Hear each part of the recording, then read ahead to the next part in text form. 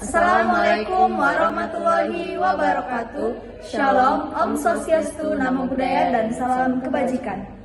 Perkenalkan, kami dari kelompok 4 mata kuliah biokimia dengan anggota saya sendiri Zero Novena Sebagariang dengan ujung NIM 025 dan rekan-rekan saya Pipi Mania dengan ujung NIM 049. Saya Rafti Sayanti dengan ujung NIM 05. Dan pada kesempatan kali ini kami akan membahas pokok bahasan yang berjudul pencernaan makanan. Selamat menyaksikan. Jadi, topik pada materi kami yaitu pencernaan makanan. Tujuannya, mahasiswa menguasai fondasi saintifik pada materi pencernaan makanan. Materi singkat. Pencernaan makanan adalah proses penguraian zat makanan kompleks menjadi bentuk yang lebih sederhana agar dapat diserap oleh tubuh. Proses ini dimulai dari mulut, di mana makanan dikunyah dan dicampur dengan air liur yang mengandung enzim amilase. Kemudian selanjutnya, makanan menuju lambung dan dicerna oleh asam lambung serta enzim pepsin. Di usus halus, enzim dari pankreas dan empedu melanjutkan pembecahan karbohidrat, protein, dan juga lemak. Hasil pencernaan berupa glukosa, asam amino, dan asam lemak dan kemudian diserap oleh dinding usus ke dalam darah untuk digunakan sebagai energi, pertumbuhan, dan perbaikan sel tubuh. Adapun untuk alat dan bahan yang digunakan, untuk alat ada laptop, handphone, mikrofon, sedangkan untuk bahan, gambar terkait materi berasal dari internet. Adapun untuk prosedur proyek, yang pertama carilah dan pahami materi mengenai pencernaan makanan, yang kedua carilah gambar-gambar terkait materi di internet, dan yang ketiga jelaskan materi mengenai proses pencernaan pada manusia, dan yang terakhir edit video tersebut dengan semenarik mungkin. Untuk pelaksanaan proyek dilakukan di tempat tinggal dan telaah dilakukan secara maksimal. Selanjutnya yaitu pembahasan. Yang pertama, skema pencernaan karbohidrat dalam tubuh. Karbohidrat setelah dicerna di usus akan diserap oleh dinding usus halus dalam bentuk monosakarida.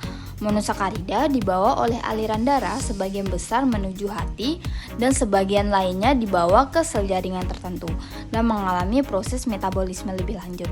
Di dalam hati, monosakarida mengalami proses sintesis menghasilkan glikogen, dioksida menjadi CO2 dan H2O atau dilepaskan untuk dibawa oleh aliran darah ke bagian tubuh yang memerlukan. Selanjutnya yaitu pencernaan protein dalam tubuh. Enzim-enzim yang bekerja pada proses hidrolisis protein antara lain pepsin, tripsin, kemotripsin, karboksi, peptidase, dan aminopeptidase. Protein yang telah dipecah menjadi asam amino, kemudian diabsorpsi melalui dinding usus halus dan sampai ke pembuluh darah. Setelah diabsorpsi dan masuk ke dalam pembuluh darah, asam amino tersebut sebagian besar langsung digunakan oleh jaringan. Sebagian lain mengalami proses pelepasan gugus amin atau gugus yang mengandung N di hati. Proses pelepasan gugus amin ini dikenal sebagai deaminasi protein. Selanjutnya yaitu pencernaan lipid atau lemak dalam tubuh. Lemak dimetabolisme menjadi asam lemak dan gliserol oleh enzim lipase di saluran pencernaan. Sebelum diserap, asam lemak bereaksi dengan garam empedu membentuk senyawa seperti sabun. Lalu diserap oleh jonjot usus dan diangkut ke hati. Di hati, lemak diubah menjadi lesitin, kemudian dihidrolisis kembali menjadi asam lemak dan gliserol. Gliserol diubah menjadi glikogen, sedangkan asam lemak menjadi asetil koenzim A. Gangguan metabolisme lemak dapat menyebabkan penumpukan aseton yang memicu asidosis dan mengganggu. Kesimpulan, sistem pencernaan adalah rangkaian organ yang mengolah makanan menjadi zat gizi yang dapat diserap tubuh. Prosesnya dimulai dari mulut, berlanjut ke lambung untuk pencernaan kimiawi, lalu ke usus halus, tempat penyerapan nutrisi. Sisa makanan diteruskan ke usus besar untuk pembentukan feses dan penyerapan air. Hati, pankreas, dan kantung empedu membantu menghasilkan enzim dan cairan pencernaan. Sistem ini berperan penting menjaga keseimbangan dan kesehatan tubuh. Sekian penjelasan dari kelompok kami akhiri. Wassalamualaikum warahmatullahi wabarakatuh. Shalom, Om Swastiastu, Namo Buddhaya, dan salam kebajikan.